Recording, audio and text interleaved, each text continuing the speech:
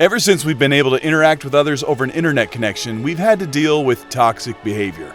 Like a driver protected inside their car on the road, dealing with people we don't agree with is a true form of road rage online. Shut your pie hole! The f*** did you just say? And most would agree that toxic behavior online has become rampant to the point of driving other people away. But do video game publishers have the right to remove paying customers from their games for being toxic?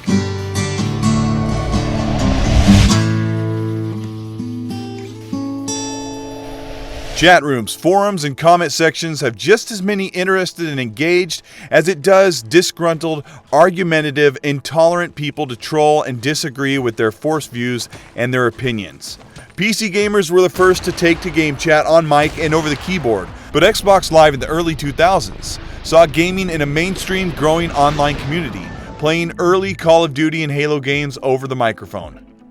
Since then, almost all gamers were a part of an online gaming community, sending friend requests, messages, looking for groups to game with and to help with tricky levels. But this also meant that nasty name calling or voice messages after getting bested in a competitive match using racial slurs and profanities.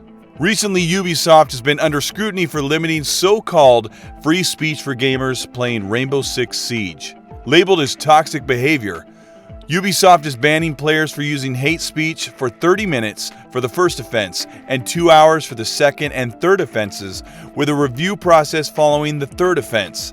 Then, the player is under investigation to be permanently banned. The triggers for action by Ubisoft is, quote, any language or content deemed illegal, dangerous, threatening, abusive, obscene, vulgar, defamatory, hateful, racist, sexist, ethically offensive, or constituting harassment. In other words, it leaves little left to say but encouraging niceties.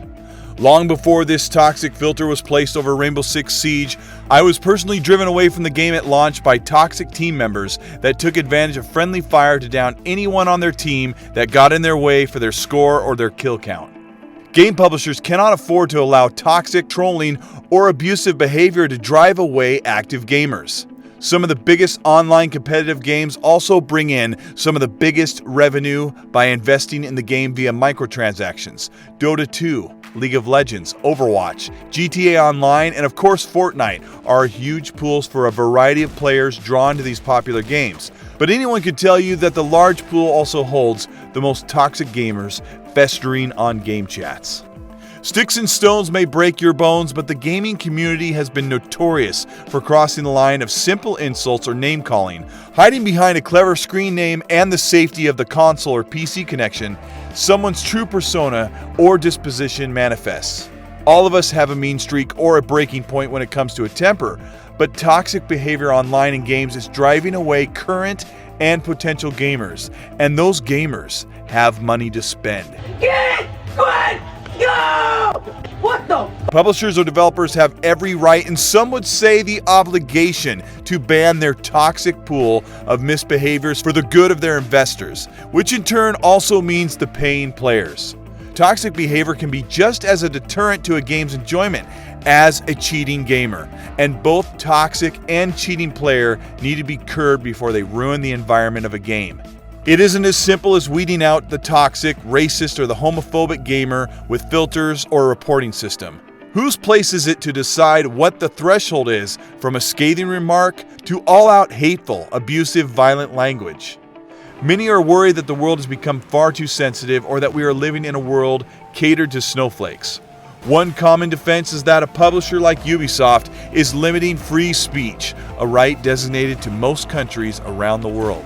But Ubisoft, Xbox Live, or PSN is not a government agency, and no one is going to jail for using inflammatory, bigoted language over a video game forum.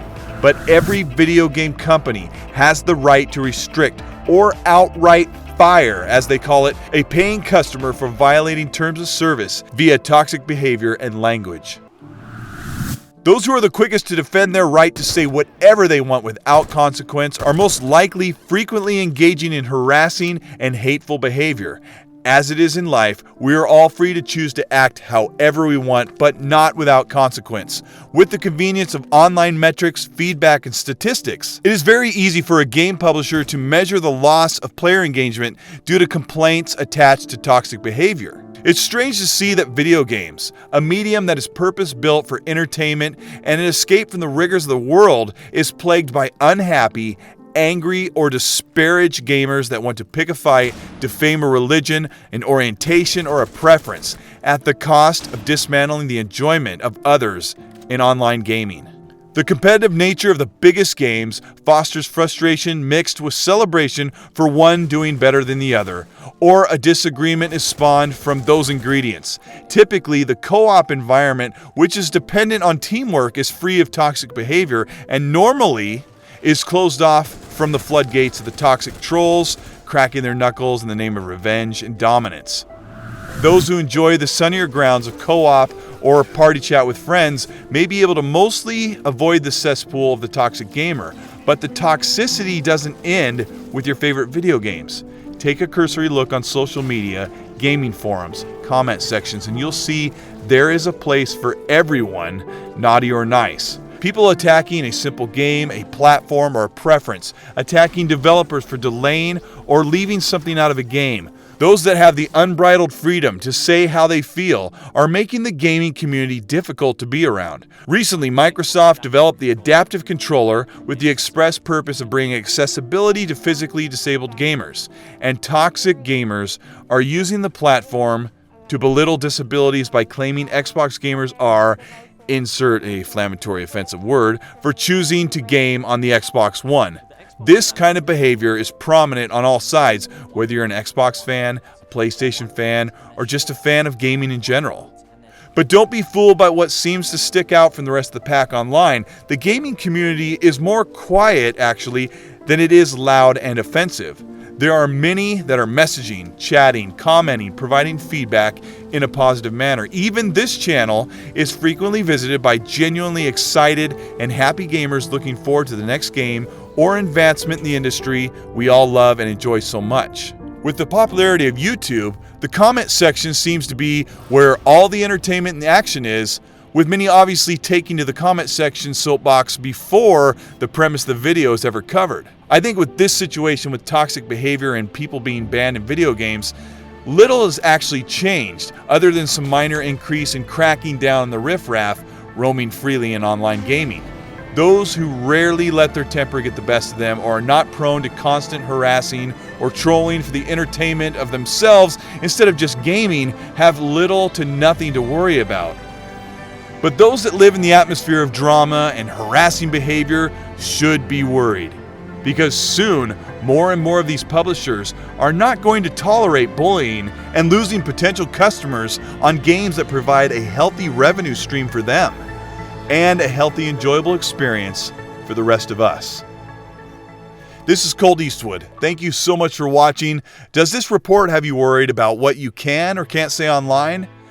It would be a good idea to get familiar with the rules and the terms of service of your favorite games if you think that maybe you get a little bit loose with how you treat others online. I know I say be nice in my videos, and I try to encourage better treatment of other fellow gamers, but I do get drawn out in arguments or discussions about what I'm reporting on, but frequently others are here just to defame the subject matter, and it's funny to me how threatened or defensive people get over some information or opinions, but that's just the internet. My best advice is to avoid the drama channels, find some gaming content that actually covers the topics that you enjoy.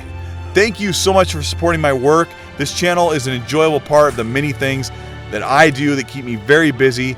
If you haven't subscribed yet, take a second, hit the little blue picture of Cole at the bottom of your screen. I hope some of this info here sticks with us for a while, at least throughout the week, and maybe we can try a little harder to treat others with more respect and find some true fun in gaming and, be nice.